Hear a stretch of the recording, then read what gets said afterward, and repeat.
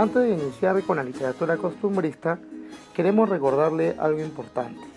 Esta literatura comprende 7 años después de la proclamación de la independencia del Perú por parte de don José de San Martín. Durante 269 años nos habían gobernado los españoles, de 1532 hasta 1821. Las costumbres españolas se mezclaron con las costumbres quechuas, aymaras, ashaynicas y de otras culturas que habían aquí, en América del Sur, en América Central y en Mesoamérica, que hoy es México. Esas costumbres hemos heredado nosotros, y la mezcla de lo español, lo europeo y lo americano, lo oriundo, se conoce también como criollismo. A veces rechazamos todo lo quechua y nos sentimos en ocasiones un poco avergonzados. No hay nada más absurdo que eso.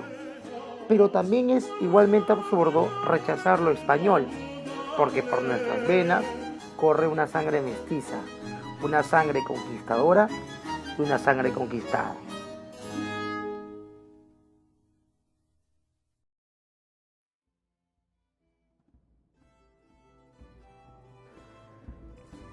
El costumbrismo, 1828 a 1848.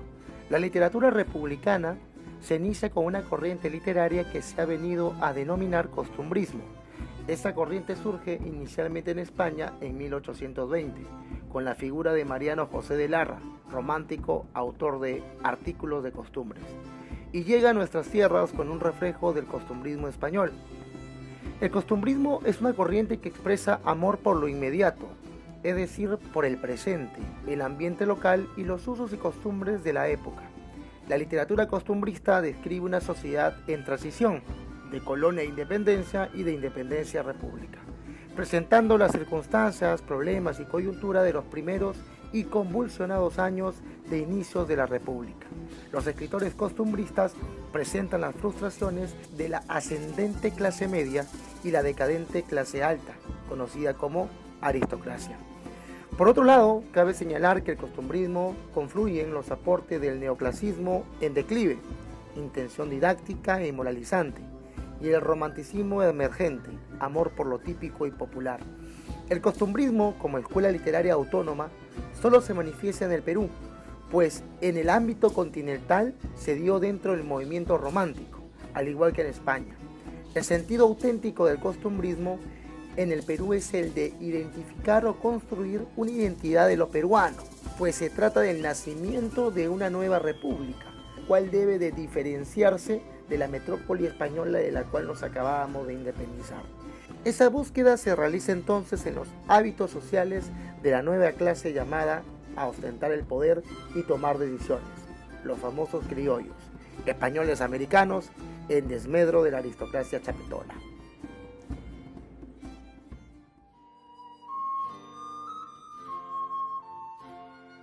Expresa amor por lo inmediato, el ambiente local y las costumbres de la época. Busca la identidad de la nueva estructura de la sociedad después de la independencia. Afán moralista y pedagógico que se manifiesta preferentemente a través de la sátira y el humor, muy de acuerdo con las épocas de crisis en que estos estilos suelen encontrar terreno fértil. Descripción de usos y costumbres, tanto en tono simplemente anecdótico y burlesco, como en afán de satanización y desprestigio. Se desarrolla preferentemente a través del periodismo y el teatro. Critica los vicios sociales de la época y se manifiesta como una literatura comprometida en el proceso social. Tono satírico, festivo, zumbón y burlesco. Se desarrolla en el contexto del primer militarismo y todo el proceso de la Confederación Perú-Boliviana de 1836 hasta 1839, que nos va a llevar a la guerra de la Confederación contra Chile. Adopta dos vertientes importantes, el anticriollismo y el criollismo.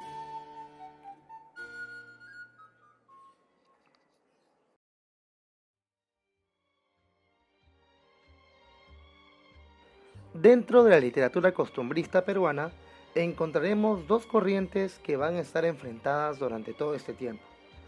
Por un lado tendremos el anticriollismo y por el otro el criollismo. Empecemos con el primero. El anticriollismo quería que el Perú siga siendo una colonia. Se emplea lenguaje refinado, clásico y un desprecio a lo criollo y a lo popular, a lo que recién se estaba creando a raíz de la independencia. Sus características son las siguientes. Encarna el absolutismo sobreviviente del rey Fernando VII, el colonialismo y el régimen despótico, el lenguaje castizo y el estilo clásico. Manifiesta incomprensión por la reciente democracia, desprecio por lo criollo y por lo popular. Su representante más importante fue Felipe Pardo y Aliaga, muy refinado y muy elegante. Por el otro lado, encontramos el criollismo, que le gustaba más lo popular y los cuadros típicos de los sociales. La mayoría de escritores que eran criollos paraban en las cantinas, en las plazas, en las calles y codeándose más con el pueblo diariamente. Sus características son representar la democracia en ciernes y el liberalismo y la igualdad ante la ley, el gusto por lo popular, los cuadros tipos de la ciudad, representan su arte con expresión criolla. Su máximo representante fue el siempre gracioso y muy acertado Manuel Asencio y Segura.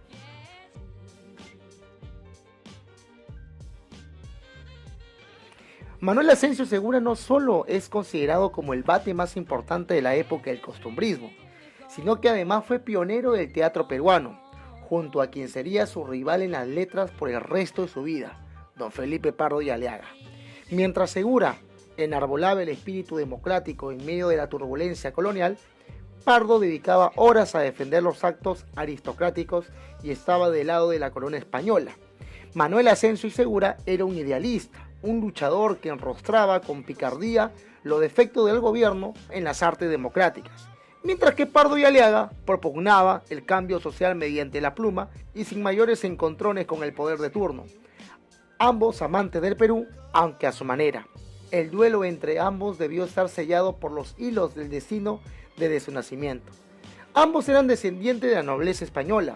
Pardo y Aliaga vio de pequeño como independentista del Cusco por poco matan a su padre, mientras que Segura desde la adolescencia luchaba junto al suyo para combatir del lado de los españoles.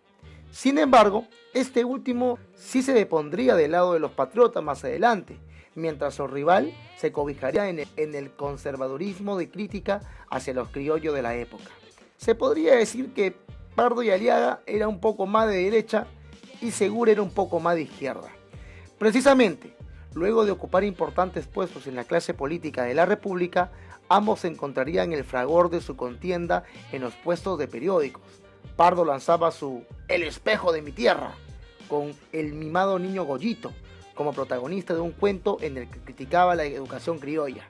En respuesta, no se podía quedar callado, el autor de Ñacatita publicaba artículos para Lima contra el espejo de mi tierra, intercambiando letrillas satíricas sin para el deleite de los lectores de ambos. Y es que desde una posición social ambos menos privilegiada, Segura y sus compañeros acusaban a Pardo de prejuicioso, conservador y procolonialista, al tiempo que el conservador Felipe era severo crítico de las costumbres populares que consideraba bárbaras y repelentes. Luego se dedicaron los tamales y su consiguiente respuesta, los tamaleros. El duelo nunca terminaría.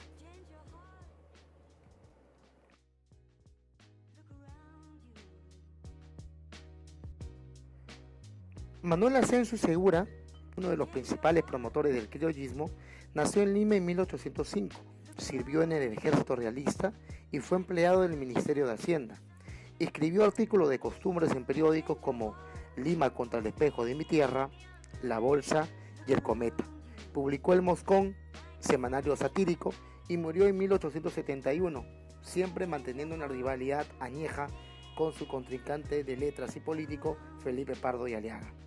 Las obras de nuestro gran escritor Manuel Asencio y Segura fueron las siguientes: El Sargento Canuto, La Saya y el Manto, Las Tres Viudas y Ñacatita, una obra teatral que habla del matrimonio impuesto por el interés. Por otro lado, encontramos a Felipe Pardo y Aliaga. Él era anticriollo. Fue un notable creador de comedias moralizantes y un estupendo autor de letrillas satíricas. Él también nació, al igual que su contrincante Manuel Asensio Segura, en Lima, un año después, en 1806. Hijo de padres aristocráticos, cursó estudios en la Academia de Mirto. Sus principales clásicos explican sus ideas políticas de orden y autoridad. Se desempeñó como cónsul y nos representó en Bolivia, Chile y España. Escribió solo en El Intérprete. Murió en 1878. Las características de su literatura son muy interesantes. Su producción literaria surgió del choque de sus ideas y cultura de tipo europeo con la desconsolada realidad nacional. Escribió sus comedias para entretener y moralizar. Empleó un estilo muy cuidadoso y elegante, sin dejar de lado la chispa del auténtico limeño. Su sátira adopta tres formas: mordiente, correctiva y acusadora. Sus obras son las siguientes. En prosa podemos encontrar El paseo de Amancaes y Un viaje. Última de sus obras, Un viaje, se burla de los preparativos del viaje a Chile del niño Goyito, quien no era precisamente un niño, sino un hombre ya adulto de 52 años con un trastorno de identidad definitivamente. En verso encontramos obras como La nariz, La jeta, entre otros, y sus obras de teatro son conocidas bajo el nombre de Fruto de la educación, Don Leocadio y Aniversario de Ayacucho y Una huérfana en Chorrillos.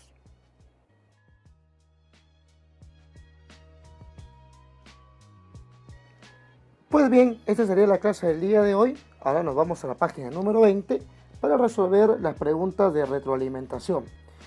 Con respecto a lo que dice trabaja en clase, lo vas a resolver tú leyendo la página número 18 y la número 19, que son muy sencillas en realidad, porque la respuesta de estas preguntas la encontrarás en los argumentos de las obras principales de los dos escritores que hemos hoy estudiado. Hablo de Manuel Asensio Segura en su obra Ñacatita, hay un argumento ahí, y luego está la obra Un viaje de Felipe Pardo y Aliaga. Pero vamos a la retroalimentación. ¿Dónde se originó el costumbrismo? A ver, recordemos, el costumbrismo fue una corriente literaria que nació en España. Sin embargo, al Perú llegó en 1828 y duró 20 años, hasta 1848. ¿Qué es el costumbrismo? Es una corriente literaria cuya característica principal era o fue la de respetar o tratar de mantener costumbres inmediatas de la sociedad y que tuvo enfrentados al criollismo y a los anticriollos. Tema central de Ñacatita, muy fácil, está en la página número 18, trata del matrimonio impuesto por el interés. Tema principal de Un viaje, pues ahí Pardo y Aliaga se burla de los preparativos del viaje a Chile del niño Goyito, que no era un niño sino un hombrezote de 52 años.